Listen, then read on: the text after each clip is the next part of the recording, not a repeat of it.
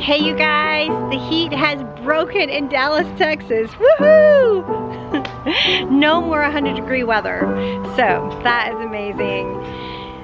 We try to get through the hot summer months and it just takes the wind out of our sails, especially for doing projects outdoors. Mainly we work on the inside projects during this time, but when the heat breaks, we feel invigorated. We can really feel fall coming and we feel like doing outdoor projects. So this is the perfect time to start recording my journey again, bringing you guys along beside me on my urban farm. If you're new to this channel, my name is Dash. My name is Anne Marie, but there's a dash, a hyphen in the middle between the Anne and the Marie, and so my friends call me Dash. So that's how that got started. And I have an urban homestead here and grow most of my own food, and I'd love for you guys to join me along on my journey. Let me give you guys a quick update. The homestead dog is doing so well. She had an injury in the spring, but she's doing much better now. Guarding, you can see she's guarding the whole homestead, keeping everyone in their places. Love it. Rabbits are doing well. Pretty soon it'll be time to breed.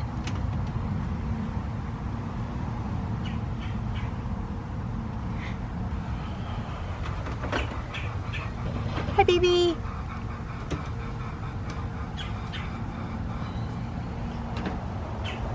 Unfortunately, we lost a rabbit due to a bobcat attack.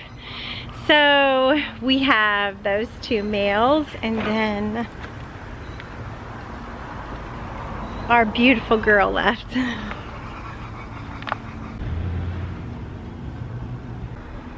Now we can breed rabbits in the fall. It's a little bit challenging, so stick with me if you have rabbits and we'll work through that together when the time comes. The chickens are doing amazing and my chicken yard looks better than ever because of Hyacinth Bean, which has been a really sweet addition to my chicken yard. And those over there are sunchokes, so definitely a survival food, but also bringing a little greenery and shade to the yard. Everyone is pretty much done with their summer molt, and with the hot weather, with the hot weather fading and the cool weather coming in, they should start laying a lot more of these beautiful eggs.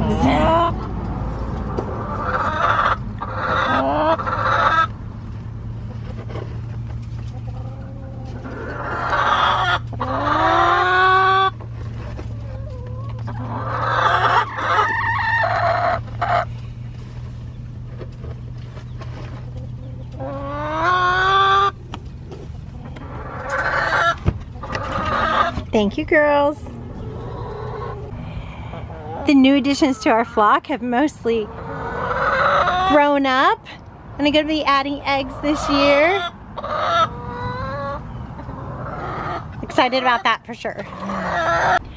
Unfortunately, we have a bit of bad news as far as chickens are concerned. Our city is going to start restricting us to 8 chickens. So they're going to vote on it. The city council is going to vote on it in the next couple of months, and definitely not looking forward to that.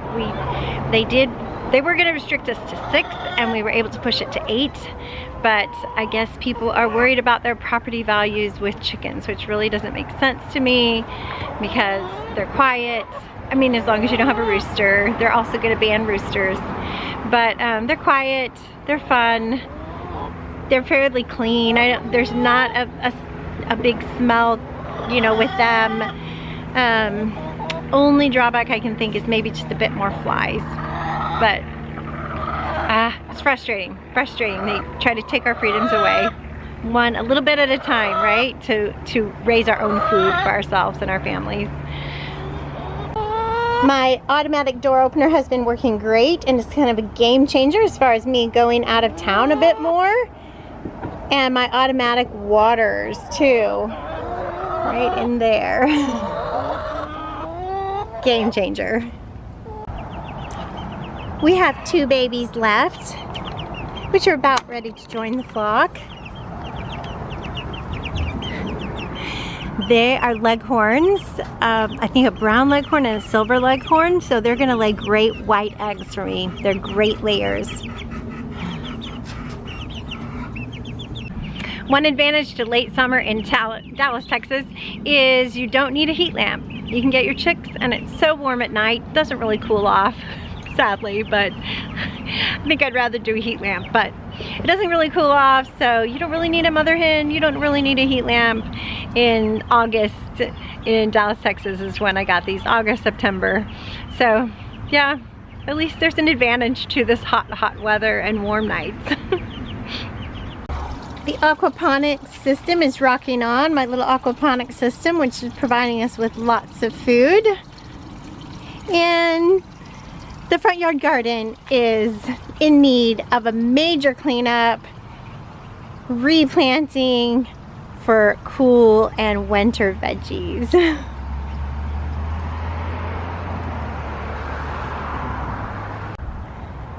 My front yard PR department in front of my veggie garden is rocking the cooler weather and a little bit more moisture, and the bees are loving it.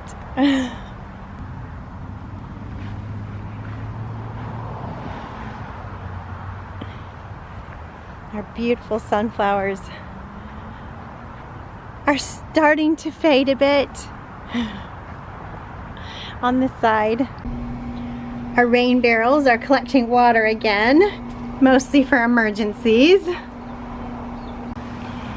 Speaking of emergencies, all of our thoughts and prayers, of course, are with people in North Carolina and Tennessee. We have some friends and family in Nashville, so we are not able to get a hold of them, so we're worried about that. But we're speaking prayers over the area and the people, and yeah, it's just devastating.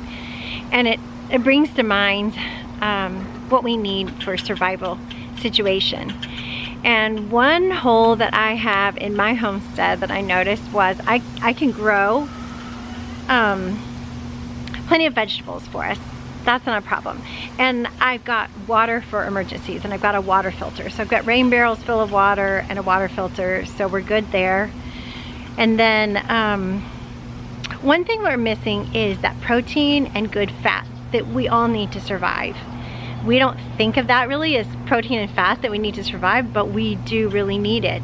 And while I have a source of rabbits, they're rather lean, and I do have eggs and chickens, but I do have to find food sources on my homestead, or raise food sources on my homestead for those animals if I'm going to keep them and during a survival time. So we'll get into that a bit later. I'm going to do something fun in the fall in that regard. But what we really need is that protein and that fat. So we are doing something fun today. My son came into town and we are making some pemmican, which is like a Native American staple of, they use buffalo meat. It's meat, ground up meat and fat. So we're gonna try our hand at that. So come along in my adventure and learn how to make a survival, hiking, backpacking food of your own. Now, I have never made pemmican before, so this is my first try at this. So this isn't so much a tutorial video as a come along beside me and let's see how this works video. And then maybe once I'm a pro at it and I'm producing a really good product, I'll put out a tutorial video of my own for you guys to follow. But I will link up to some tutorial videos that I watched to learn how to make it. All right, let's do this. Johnny is spending the week with me, so he's going on the tallow adventure, I mean the pemmican adventure with me. So that's always fun. We're both interested in making this survival food. So we got a big brisket for our pemmican. And it looks like there's a lot of fat on there that we could trim to use for the tallow to mix with the beef. So what we ended up with from that big roast was lots of fat. This is one leftover container, which we're gonna make tallow out of, and lots of thinly sliced meat, which we put some in the dehydrator, and it's dehydrating really nicely. And for those of you that do not have a dehydrator, I did some in the oven. And at first it was kind of a drippy mess, but after we changed out the foil, it had dried a bit. It didn't drip anymore. So yeah, I thought at first it wouldn't work, but I think it will. But two things. It needs airflow. So keep your door cracked when you have it on. And so that means only do this in winter. I would wait till it got a little cooler even than it is here to do it, because it is going to heat up your house to have this open. And then I put it on a really low temperature, 150. Okay, so see, it dried out really good. So we're halfway there to our pemmican. No, kind of squishy. Okay, so the oven was a lot faster. It took just one night, really, but this is probably gonna take 2 days. Still have juice in that. Maybe tonight. Okay. So we're gonna shred this beef for our pemmican. As soon as the beef in the dehydrator is done, we're gonna do that. And the other ingredient we need is tallow. So I ground up my fat in a food processor and put it in here, heated it up, and you see what I get, little chunks of goodness and liquid fat. So I'm going to strain that right now, so we'll have that nice tallow for our pumpkin bars.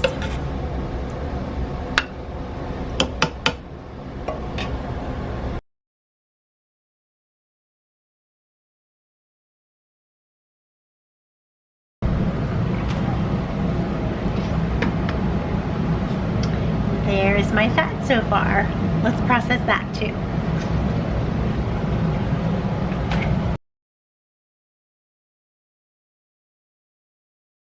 Saving this for the homestead dog, because she will love it.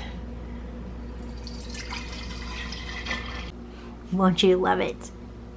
Yes.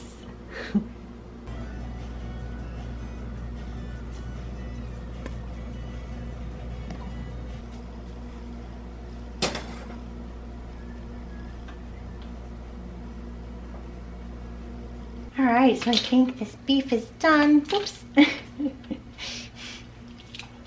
It's a treat for you, Nala.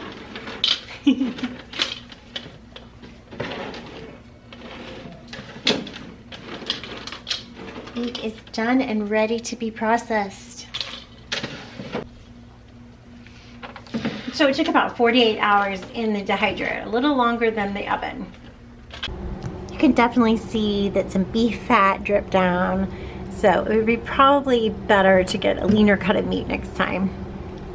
And also drip down out of the dehydrator a little bit, that's why that towel is there. So yeah, leaner cut of meat.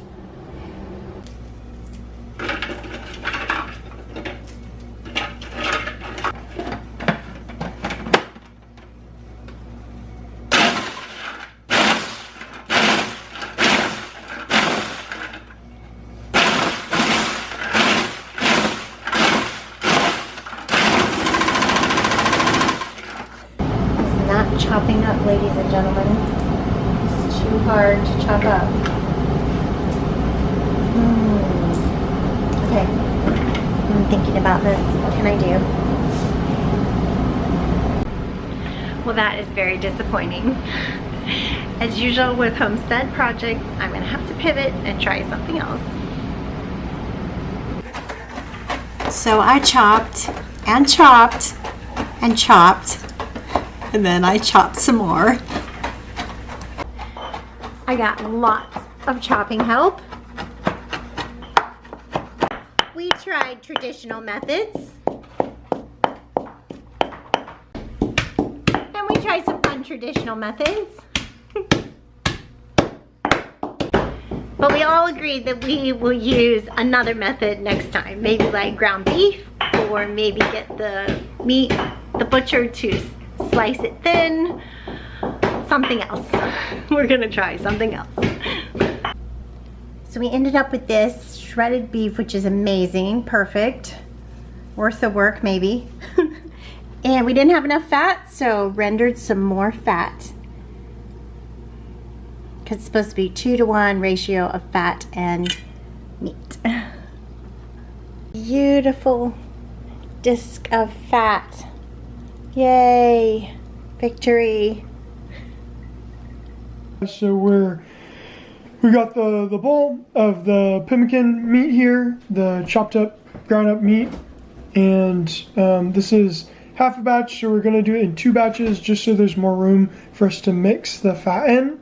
So now what we're going to do is we're going to pour the fat and weigh it and make sure it's exactly double the weight, the amount of meat we have, and then we're going to mix it all together and we're going to put it in these, just ladle it into these molds and chill it so we get these nice square pemmican bars. Yes. Here we go. What you doing? Okay. So we're going to put the bowl on there. And then press that. And then tear. Yeah. Okay. And then we're going to pour fat Ready for the... in here. You're going down the bottom a little, bud. Yeah. And it soaks it up good. Yeah, it does. Okay. Chill out for a second. That may be too much. Oh, yeah. No, we want all of it. No, that's Hunter. I think this is too It's much. way too liquidy now. No way. I think so. Because once it cools down, it's all going to harden. No, we don't want it to harden. We have more pemmican. We can add more. We need more stuff. pemmican, Ma. Okay, need to add some more. All right. Do you want me to just pour the rest of the fat in and then Sure, go for it. We'll just use the we whole... just You got add, enough pemmican? we'll just add Okay, pemmican until so- it's the right consistency. Yeah, that's fine. It has to be like where actually the meat has Yeah, so consistency. it's not really 2-to-1. Yeah, I guess Because we not. measured exactly 2-to-1. I think it's 50-50 more like. Okay, alright. We got enough pemmican. But this, it kind of settles and you can just scrape the fat off the top. Okay, if we don't have enough. I just put it all in.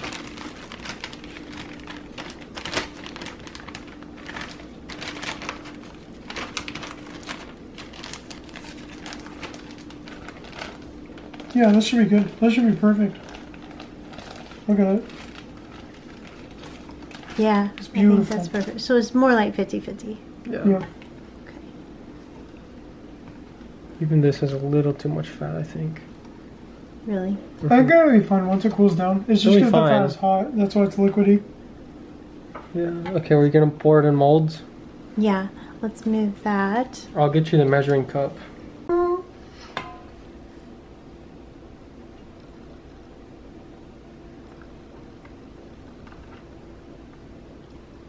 That's harder than it looks in those little squares. Mm-hmm. Do we want it all the way up to the top?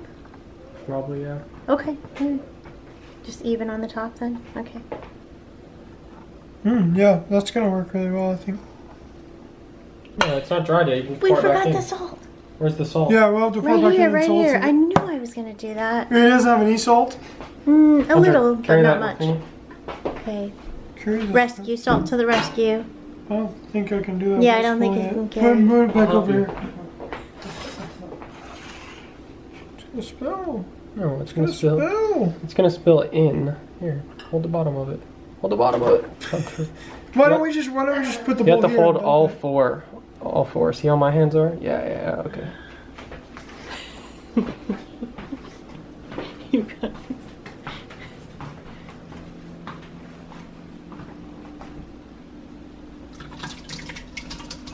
Oh yeah, that's a good point. We're not gonna be able to taste it.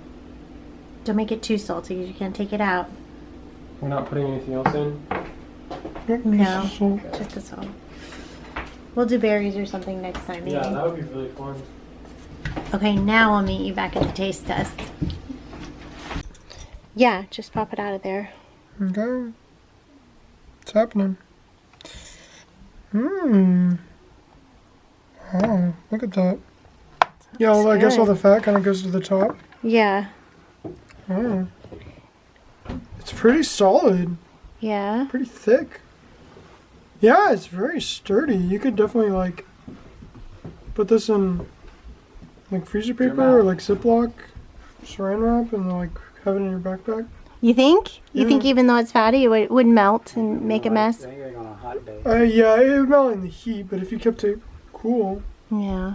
so room temperature. Maybe less fat. It would be more stable in like a backpack. Yeah. Okay, give it a try. See how it tastes. Pretty hard.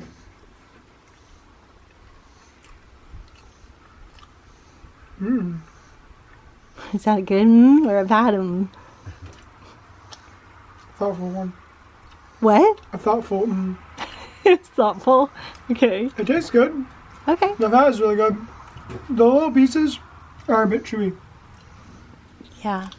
but they're really small. So, yeah, I think it's successful. Okay. It's a victory. Mm-hmm. Let's get another opinion. Is that yummy at all? Good. The sink water. Yeah, you like it? You made a little too much salt. Oh, that's what I Oh, thought. really? Oh, sorry. I like salt. I'm a salty guy. It's good though. Okay, it's a winner. It is, it is starting to melt in the heat, though. Still a little too much fat, I think. Yeah, Yeah. too much fat. We need to get our fat meat ratio better. Pretty good, though, especially for our first batch. Yeah. Getting your messages. No. Did you gotta log See what out I of think. Messenger too? I logged out of Are you able to log out on Messenger? yours out. We put too but much salt, but it's good. It's got a good flavor. I'm gonna be chewing it for a while, but Yeah, I think it's a victory. I like it. Good. You want me to keep like 3 bars? Yeah, you keep some. Okay. Guys, we're done with our pemmican making adventure. I wrapped them up in freezer paper individually there. Let's talk about what I would do different. Or what I learned, because life is all a learning process, right? I would use, if I had to do it again, I would make sure I use only beef fat, no pork fat. I didn't think I had enough fat, so I used a little bit of pork fat, and it just makes a softer pemmican, especially in room temperature or when it gets hot. So the other thing I would do is really watch or experiment with my fat to beef ratio, because there's so much fat in these. I took some out, but there's so much fat in these that I don't think it would be stable for Texas weather. Like for backpacking, it would just be like a mushy mess in your backpack, I really feel like. So I must have done something wrong there. Maybe I did follow some videos of people who live up north, and maybe it's just like a cold weather survival pantry stable product. I don't think so, because the Indians obviously made it, and they didn't have air conditioning, or they didn't all live in the cool climate where the buffalo were. So I don't know, we'll see. Fat to beef ratio, I'm gonna experiment with that. Probably less fat, more beef. Just enough to hold it together maybe. And then what else? Oh, I really watched my salt. It got a little salty. What else? Oh, how could I forget? The chopping of the meat was really difficult. So I think I would use something else. Maybe ground beef, maybe I could try that. Maybe sliced lean beef, sliced thinner. That might be more workable, but the dehydrated meat was really hard to chop, and definitely it took way too long and isn't something I would do all the time. And I really want something that's gonna be fun, fairly easy to do, so I can keep us stocked with this good survival hiking, camping food. All right, you guys, that's what I would change. I hope this helps you if you decide to go on a pemmican adventure. Sometimes it's what the person didn't do right that we learned from, like watching my mistakes that you're gonna learn from, opposed to doing it perfectly. And then, yeah, sometimes it doesn't quite turn out like the video. All right, you guys, happy homesteading. We have a sweet creek and nature area right in the middle of our city, and we love to go there and spend time together, even for our summer birthdays, and just unwind and let all our cares from the week just float down the stream.